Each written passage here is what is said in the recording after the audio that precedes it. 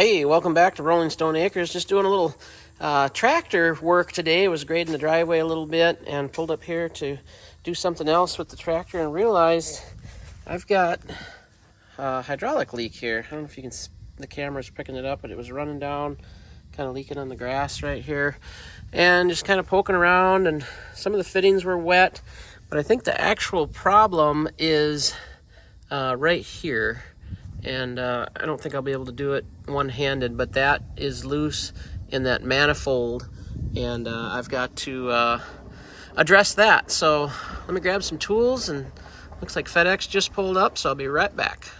Well, that was interesting. It was actually FedEx, and they brought me this bracket, and what this is, I want to be able to put a 2-inch receiver to move trailers around the property, and I don't know if this is going to work or not. I may have to return it. My thought was these typically go here, and this top of this bucket isn't wide enough for that, so I thought about mounting it back here, which means I would have to have my bucket curled quite a bit to be able to use it, so I'll have to experiment with that, but that's for another day. Back to what we were doing. Oh, here's the bolts for it. I want to pull this cover off right here. Looks like it's bolted in.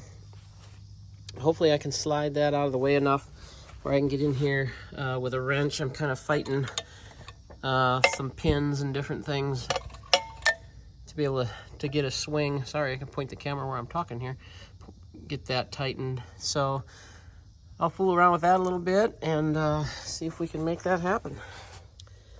All right, I got everything loose here. In order to do that, I actually had to loosen the bolts down here where this bracket is attached to for the third function, because the one bolt was hidden kind of behind the loader arms. But good news, I was able to slide that back a little bit and lift this kind of protective cover up so we can get at our loose fitting. See if I can do this one-handed. And that's not the right size. Got to get my farmer wrench out. It's 1 or 2 sizes bigger than the biggest mine go in the set, but you see how loose this is right here? I'm pretty confident that's where our problem is. I'll check this one, and of course check these other while I've got it apart as well. Maybe even take a look at these top ones, but we'll get that patched up or tightened up, put it back together. I do have some oil behind here. And you're thinking, well, Jeff, your leak's probably higher. But I believe that's from when I took the loader on and off, and some fluid kind of ran in between there and just never got cleaned out, obviously. So let me tighten this up, check those other ones, and we should be back in business. Hopefully you can hear me okay. I was able to spray it off with brake clean and some air. Go ahead and run the loader a little bit.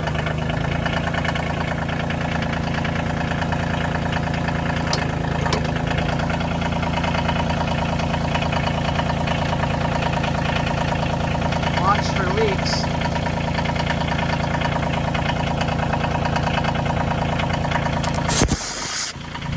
See that?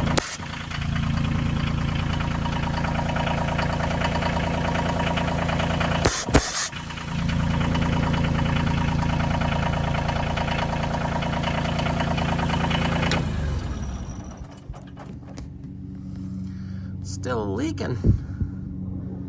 Almost looks like a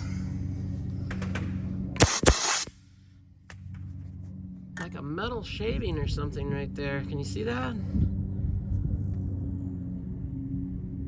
don't know what that is. Let me put the camera down and investigate that a little farther, because we're definitely still leaking. Well, found the problem.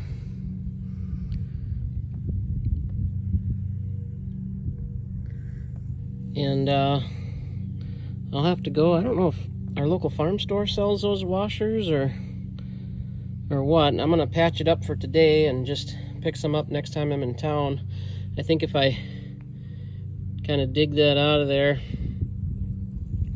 it's probably not gonna seal good, but at least I know what the problem is, and it's an easy enough fix. So I need to use the tractor here yet today, so I'll button it back together and we'll dig for some parts. All right, button it back up.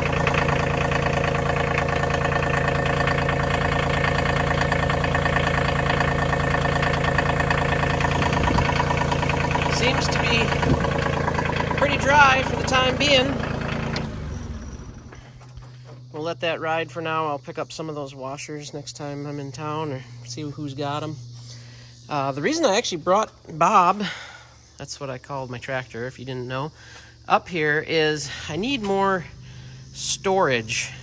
Like the other day I was running to the back of the property with the chainsaw and I'm straddling the chainsaw between my feet. Actually wanted both my chainsaws out there. And I know a lot of people put them in a bucket and stuff, and yeah, you can do that, but your expensive chainsaws bouncing around in the bucket, you take a chance of it popping out of there and running it over. I really don't want to do that. They sell scabbards for the sides right here, and they're really nice. They're also really expensive. So I do have my little ammo can box here, which is working out really well. I have a bigger one right here, don't mind my mess, that I was thinking about putting on there. I picked up a bigger piece of angle iron, but I would also like to have kind of a wire mesh basket. They sell some that they attach to the ROPS or the roll bar, and they're really nice. They're also really expensive, and they're not exactly what I'm looking for. I would like to custom make one, so I'm thinking about building one that would be kind of in between here.